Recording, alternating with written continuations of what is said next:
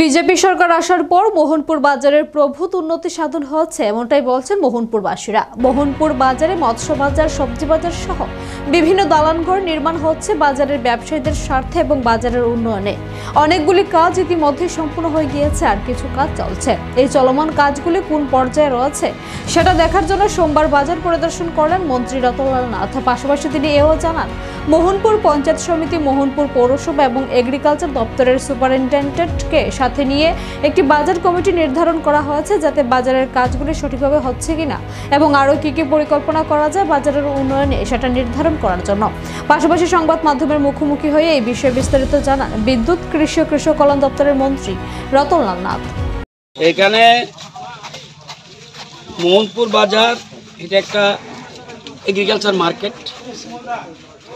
বহুদিন আগেই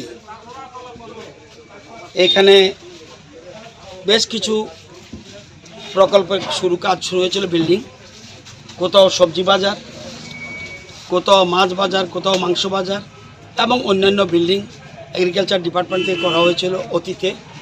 সেগুলি শেষ পর্যায়ে কী আছে এটা দেখার জন্য এসেছি, এবং আগামী পূজার আগে যাতে এই বিল্ডিংগুলি ওপেন করা যায় সেটার জন্য একটা মার্কেট কমিটি প্লাস আমাদের পঞ্চায়েত সমিতি এবং পুর পরিষদ তাদের সাথে আলোচনা করে, প্লাস এসে এই এলাকার superintendent agriculture plus chief engineer agriculture তারাও এসেছিল। তো তাদের সাথে বসে আলোচনা করে এটা আর কিছু করা যায় কিনা ইন ফিউচারে, এই জন্য একটা পরিকল্পনা করতে এসেছি।